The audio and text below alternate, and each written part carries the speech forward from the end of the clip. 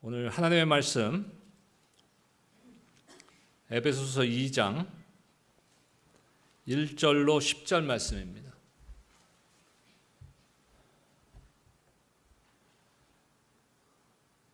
저와 여러분들 한 절씩 교독하도록 하겠습니다. 제가 1절 말씀 읽도록 하겠습니다. 그는 허물과 죄로 죽었던 너희를 살리셨도다.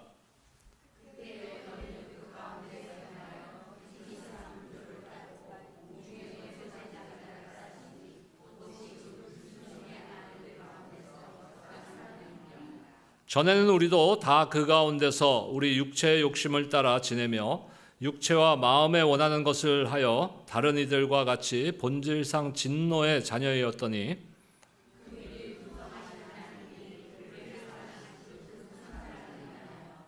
허물로 죽은 우리를 그리스도와 함께 살리셨고 너희는 은혜로 구원을 받은 것이라.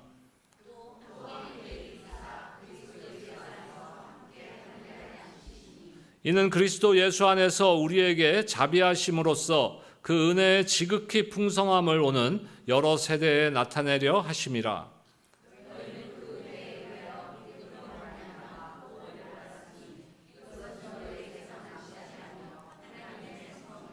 행위에서 난 것이 아니니 이는 누구든지 자랑하지 못하게 함이라.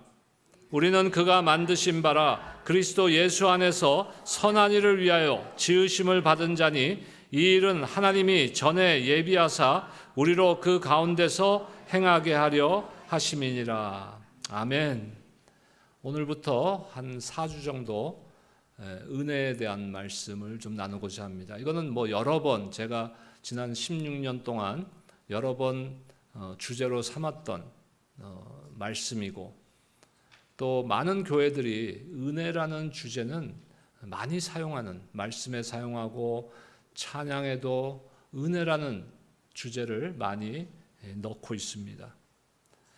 그래서 크리스찬들은, 성도들은 은혜라는 단어를 흔히들 자주 사용합니다. 은혜 받았습니다. 하나님의 은혜입니다. 하나님의 은혜로 살았습니다.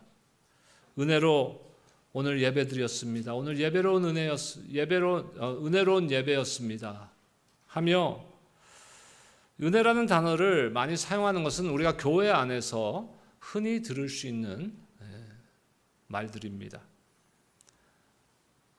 하지만 이 말을 어떨 때 보면은 너무나 그 무게를, 이 단어에, 은혜라는 단어의 무게를 너무나 가볍게 여기는, 그냥 형식적으로 은혜 받았어요, 은혜로 왔어요 하는 것이 너무 형식적으로 가벼워지지는 않았는지 모르겠습니다.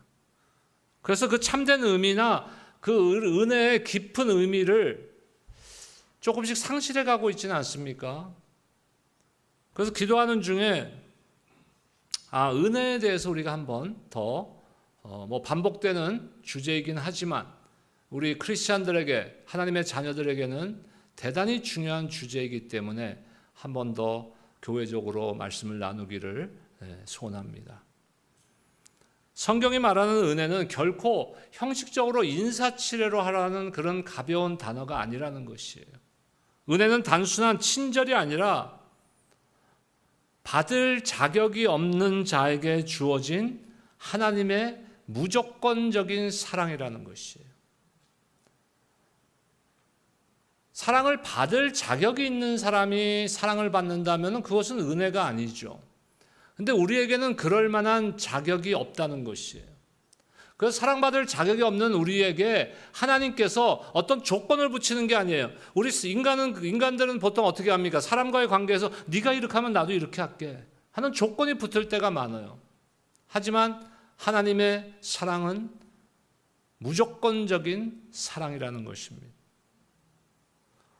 오늘 우리가 살펴볼 에베소서 2장 본문의 1절에서 10절까지의 말씀은 그 은혜의 그 시작이 무엇이냐 이거예요. 그 은혜가 무엇으로 근거하며 무엇으로 비롯된 것인가 하는 것이에요.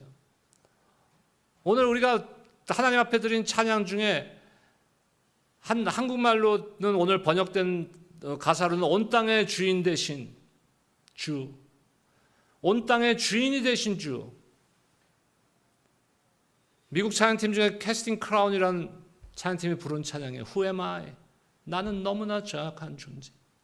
그 은혜의 시작은 나의 존재를 먼저 인식해야 되는 거예요. 나의 연약함을 인정해야 되는 것이. 내가 자격 없음을, 우리가 자격이 있어서 은혜를 누리는 것이 아님을 먼저 인정하는 것으로부터 시작돼야 된다는 것입니다. 오늘 말씀을 통해서 우리의 삶에 그 은혜가 어떤 의미인지를 한번 살펴보길 원합니다. 여러분, 만약 하나님이 지금 여러분들에게 한 가지 소원을 들어줄 텐데 무엇을 원하느냐 만약에 물어보신다면 여러분 어떤 대답을 하겠습니까? 건강이요? 자녀들의 형통과 자녀들의 구원? 물질적 형통? 모든 것이 필요한 것이고 중요할 수도 있지만 우리에게 가장 필요한 것은 하나님의 은혜라는 것이에요. 하나님의 은혜 없으면은, 하나님의 은혜가 아니라면은 자격 없는 저와 같은 종이 이 자리에 서서 매 주일마다 하나님의 말씀을 대언해서 선포할 자격이 나에게는 없는 사람. 우리 모두에게는 자격이 없는 사람들. 그래서 우리에게 필요한 것이 뭡니까? 나의 자격, 나의 능력, 이것이 아니라 하나님의 은혜가 날마다 여러분들의 삶 가운데 폭포수와 같이 넘쳐나야지 되는 거예요. 세상은 악해갑니다. 세상은 치열해집니다. 온 세계 국가 중에서 전쟁을 제일 많이 하는 나라가 어딘지 아세요? 미국이에요. 미국 영토 안에서 전쟁을 안 하니까 우리는 그걸 못 느끼는 거예요. 경험을 못 하는 거예요. 지금도 전쟁을 하고 있어요. 중동 지역에서 미국이 개입해서 지금 전쟁을 하고 있어요. 미국이 이미 시작했어요. 이러한 세상 속에 살아가고 있습니다. 이 전쟁이 어떻게 끝날지 모르는 거예요. 자녀들은 어떻습니까? 세상의 교육은 어떻습니까? 심지어 이 세상에 지금 존재하고 있는 교회들은 어떤 모습이냐 이거예요. 그러한 치열하고 타락해가는 이 세상 가운데서 우리에게 필요한 것은 하나님의 은혜인 것이에요, 여러분. 날마다 그 은혜를 갈급해하는 여러분들 되시기를 주님의 이름으로 축복합니다. 하나님께서 한 가지 물어보신다면 너에게 필요한 게 뭐냐? 하면 이제 뭘 대답하겠어요? 아직도 로또 당첨이에요? 은혜. 제가 좋아하는 미국 목사님이시자 그 책을 좀 많이, 아주 쉬운 책을 쓰시는 분이에요. 여러분들 혹시 이 책을 읽기를 원하시면 한번 사서 온라인으로 구입하셔도 돼요. 한국말로 번역되어 있습니다. 맥스 루케이도라는 목사님. 이분의 책 중에 하나님의 완벽한 선물, 하나님의 가장 완벽한 선물, 은혜라는 책이 있습니다. 그 책에서 맥스 루케이도는 이렇게 선언합니다. 은혜는 우리가 꿈꾸는 것보다 더 풍성하고 상상하는 것보다 더 넓으며 우리가 받을 자격이 있는 것보다 훨씬 더 깊은 하나님의 선물입니다. 은혜는 받을 자격이 없는 사람에게 조건 없이 주시는 하나님의 완벽한 선물입니다. 그리고 또 한 가지 여러분들과 쉐어하겠습니다. 그 책의 내용입니다. 만약 당신이 실패자라면 은혜는 당신에게 두 번째 기회를 줍니다. 당신이 외로운 사람이라면 은혜는 하나님의 손을 내밉니다. 당신이 죄인이라면 은혜는 당신에게 십자가를 보여줍니다. 이처럼 은혜는 우리가 받을 자격이 있어서가 아니라 받을 자격이 없는 상태에서 찾아오며 우리를 죽음에서 생명으로, 죄의 종에서 하나님의 자녀로, 절망의 자리에서 소망의 길로 이끄는 하나님의 가장 완전한 완벽한 선물임을 여러분들 믿으시기 바랍니다. 오늘 이 은혜의 시작을 한번 우리가 말씀을 나누고자 해요. 은혜의 시작. 오늘 본문은 인간의 가장 비참한 상태, 우리 과거의 모습, 가장 비참한 상태와 하나님의 가장 완벽한 은혜를 지금 대조하고 있어요.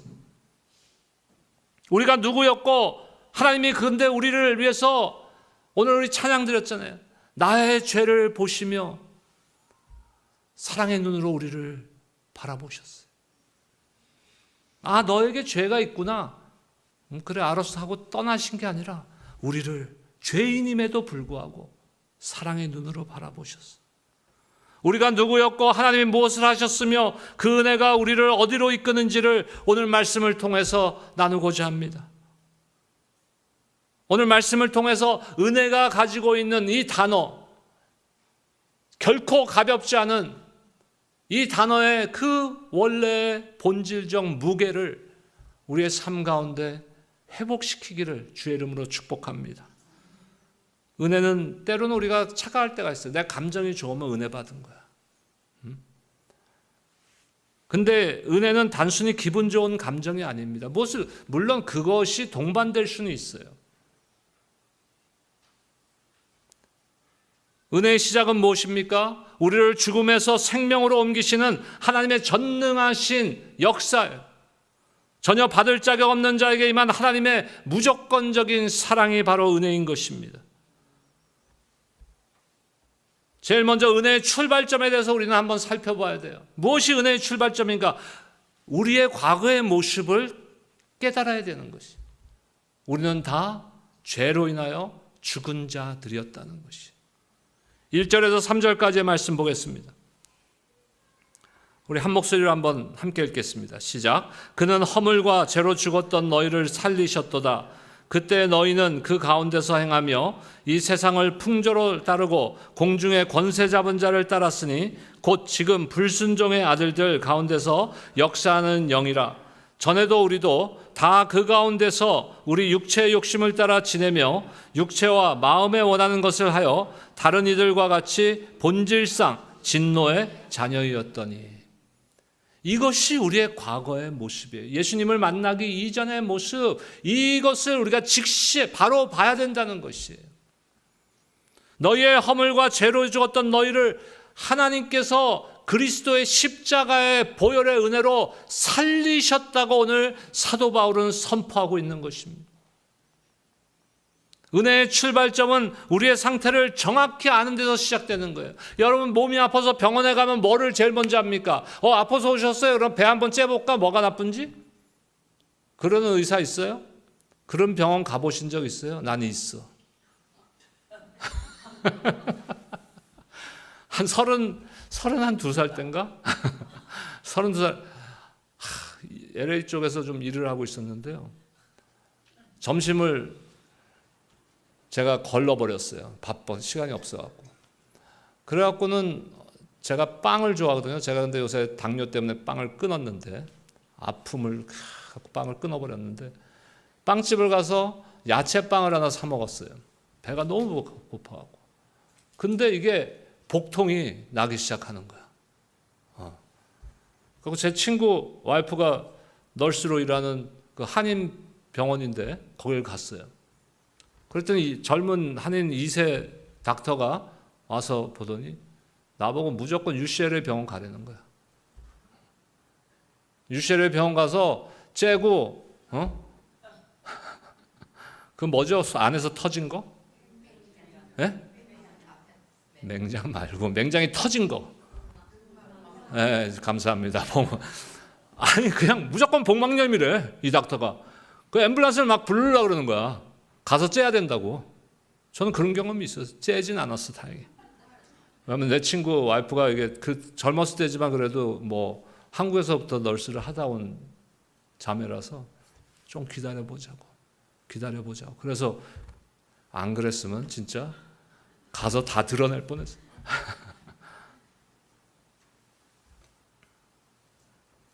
뭐부터 해야 됩니까? 진단을 해야죠. 아, 이분이 식중독이구나. 아니면 배탈이 났구나. 아니면 왜 어지럽나. 이 원인을 먼저 찾아야 되는 거 아니에요? 마찬가지로 우리의 과거의 모습, 나의 원래의 모습을 먼저 깨달아야 되는 거예요. 영적으로 죽었다는 말은 도대체 무엇입니까? 우리가 도덕적으로 문제가 있거나 조금 부족하다, 윤리적으로 조금 부족하다는 말이 아닙니다. 영적으로 죽었다는 말은 하나님과의 관계가 단절된 것을 의미하는 것이에요. 하나님과의 관계가 완전히 끊겼다는 말입니다. 죽은 자는 스스로 어떤 반응도 할 수 없어요. 스스로 어떤 변화를 일으킬 수 없습니다. 그렇다면 영적 죽음, 하나님과의 단절이라는 것이 나의 실제적인 삶에서는 무엇으로 나타나냐 이거예요. 오늘 말씀에서는 세상 풍조, 그리고 자기 합리화합니다. 세속의 논리로 자기 합리화. 뭐 다 그렇게 살지 뭐. 세상 속에 사는데 뭐 세상의 풍조도 안 따르고 어떻게 살아. 다 그렇게 사는 거야. 이게 위험한 거예요. 다 그렇게 살지 않아요. 더 중요한 건 뭐예요? 예수님께서 우리가 그렇게 사는 걸 원치 않으신다는 거예요. 두 번째 뭡니까? 누구의 영향을 받아요? 공중 권세 잡은 자, 즉 사탄의 미혹과 조정을 받는 것이에요. 그 다음에 무엇입니까? 오늘 세 번째로 육체의 욕심을 갖게 됩니다. 본성적으로 죄를 따르는 마음이에요. 이것은 이 세 가지가 우리를 죄의 길로 끌고 갔습니다. 그 결과 우리는 오늘 말씀에 뭐라 그래요? 본질상 진노의 자녀였다는 것이. 이것이 바로 우리가 예수님을 만나기 이전에 서 있던 그 자리, 그 위치인 것이에요. 은혜의 시작은 어디예요? 바로 그 자리에서 시작되는 거예요. 우리가 아직 죄인 되었을 때, 우리가 아직도 죄인이었을 때, 우리가 아직도 영적으로 죽었을 때 은혜의 자리가 시작되는 것입니다. 우리는 우리의 과거의 영적 상태를 인정해야 돼요. 우리 안에 여전히 작동하는 육체의 욕심이나 세상적 사고가 있다면 그것을 발견하고 변화시키고자 애쓰고 하나님의 도우심을, 성령의 도우심을 받아서 변화받아야 되는 것이. 두 번째 오늘 생각해야 볼 것은, 그렇다면 은혜의 근원은 무엇이냐 이거예요. 하나님이 우리를 살리셨다는 거예요. 오늘 본문의 4절과 5절 말씀 함께 읽겠습니다.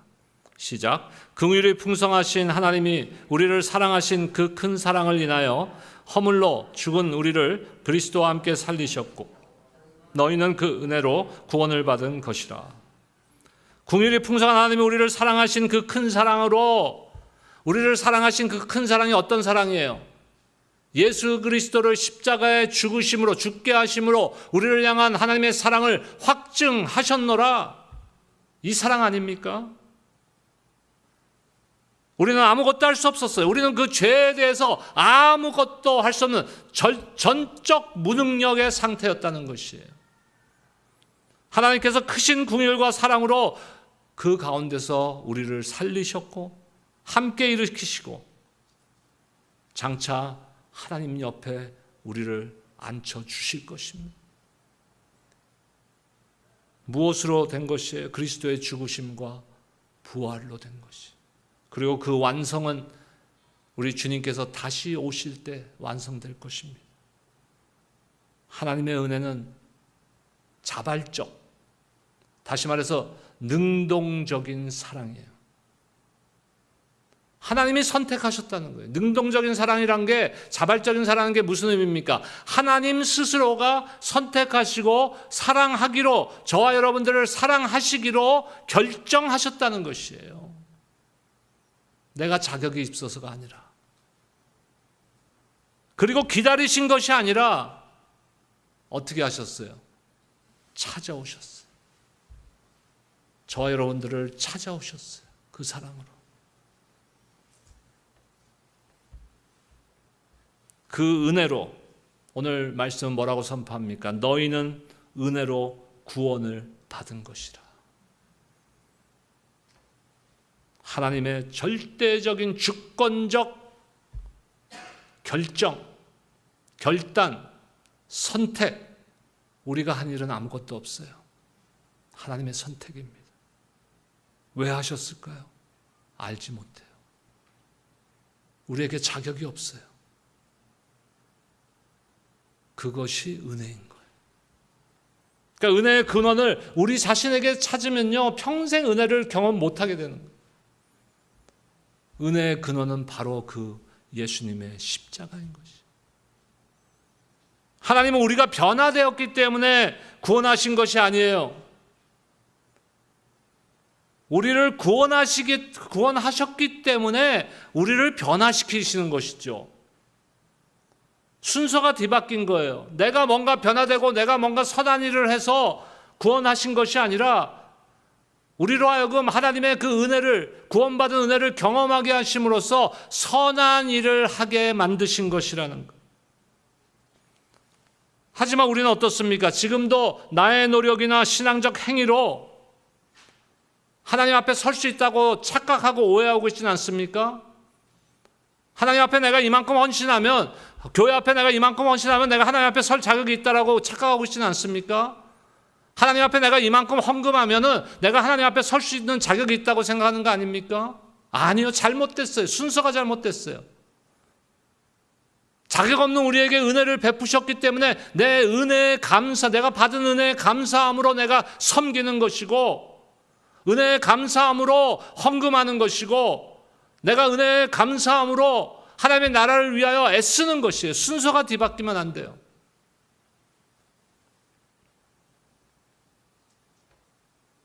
그리고 실제적으로 우리의 삶 가운데 그 은혜가 어떻게 작용하고 있는가가 대단히 중요한 거예요. 그 하나님의 은혜를 깨달았는데 나의 삶 가운데 그 은혜는 과연 어떻게 작용되고 있습니까? 오늘 예배를 마치고 함께 교제 나누고 이제 집으로, 각자의 자리로, 가정으로, 내일부터 직장으로, 비즈니스로 돌아가셨을 때 그 은혜가 여러분들의 삶에 어떻게 작용되고 있느냐. 그것을 오늘 세 번째 메시지인데, 은혜의 목적이 있는 거예요. 은혜의 목적. 8절에서 10절 말씀 보겠습니다. 마지막 석절인데 함께 읽겠습니다. 시작. 너희는 그 은혜에 의하여 믿음으로 말미암아 구원을 받았으니 이것은 너희에게서 난 것이 아니요 하나님의 선물이라. 행위에서 난 것이 아니니 이는 누구든지 자랑하지 못하게 함이라. 우리는 그가 만드신 바라 그리스도 예수 안에서 선한 일을 위하여 지으심을 받은 자니 이 일은 하나님이 전에 예비하사 우리로 그 가운데서 행하게 하려 하심이라. 아멘. 우리는 그의 만드신 바라 이렇게 선언하고 있습니다. 하나님의 작품이라는 거예요. 우리 한번 옆에 뒤에 한번 인사 나누세요. 당신은 하나님의 걸작입니다.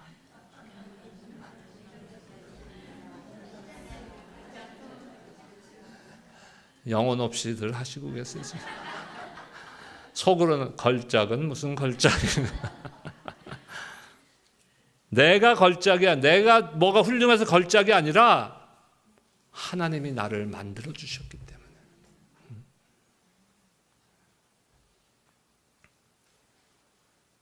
우리 뉴욕에 계신 둘째 누님이 꽤 유명한 화가세요. 뉴욕에서 한 50년 가까이 활동하셨는데, 우리 집에 가면 다 누나 그림이야. 절대로 그냥 안 줘. 그러고 돈 주고 사야 돼, 형제들도. 그래서 우리 집에 다 몇십 개가 있어요. 우리 누님이 지난번에 오셔서 그러더라고. 내가 75세 될 때까지만 기다려라. 화가가 75세가 넘어가면 작품값이 달라진대요. 돌아가시면 더 많이 올라가겠지. 그거는 그거를 기대하는 건 아니고요. 근데 그 작품들을 보면은 사실 어떨 때는 이해가 안 될 때도 있어. 저거 나도 사긴 샀지만 저걸 돈 주고 산다고 사람들이 몇천 불씩 몇만 불씩 내고 못 알아보는 거야 우리는. 그러면 누굴 보고 사는 거예요? 작가를 보고 사는 거예요. 우리의 모습을 보면은 뭐가 걸작이야 도대체. 우리 서로 인사했지만 영혼이 왜 없어요?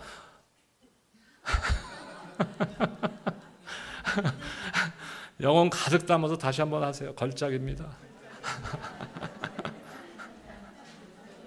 하나님이 우리를 작품으로 만드셨기 때문에 걸작인 거예요. 미술 작품이나 공예 작품 다 누구의 거기 사인이, 작가의 사인이 들어갔냐에 따라서 그게 걸작인지 아닌지가 결정되는 거 아니에요. 바울은 구원이 전적으로 하나님의 선물임을 명확하게 하고 믿음조차도 우리의 것이 아니라고 말하는 것이에요. 구원받은 이후에도 우리는 어떤 모습이 되는 거예요. 하나님이 우리를 하나님의 작품으로 만드셨다는 것이에요. 그래서 그 작품, 하나님이 우리를 걸작품으로 만드신 것이 목적이 뭐예요? 오늘 말씀하시잖아요. 8절에서 10절 사이에 보면은 선한 일을 하게 하려고. 자, 우리가 반복적으로 은혜에 대한 말씀을 볼 때 우리가 선한 일을 해서 하나님이 우리를 구원한 것이 아니에요. 우리를 구원하셔서 우리를 은혜로 구원하셨기 때문에 그 은혜의 목적으로 우리를 변화시키신다는 것이, 새롭게 지으셨다는 것이, 선한 일을 위하여 새로운 피조물로 빚으셨다는 것입니다. 이 말은 은혜는 단순히 죄 용서, 죄 사함으로 끝나는 것이 아니라 새로운 삶, 새로운 사명, 새로운 방향으로 우리를 이끌어 간다는 것입니다. 우리는 과연 은혜 받은 자로서 일상의 삶 가운데 어떤 선한 일을 실천하고 있습니까?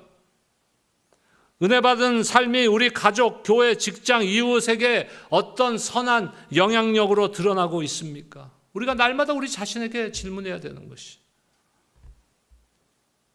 결론입니다. 은혜는 내가 받은 것이지만, 하나님이 나에게 선물로 무조건적인 사랑으로 주신 거지만 내가 혼자 간직하고 있으면 안 돼요.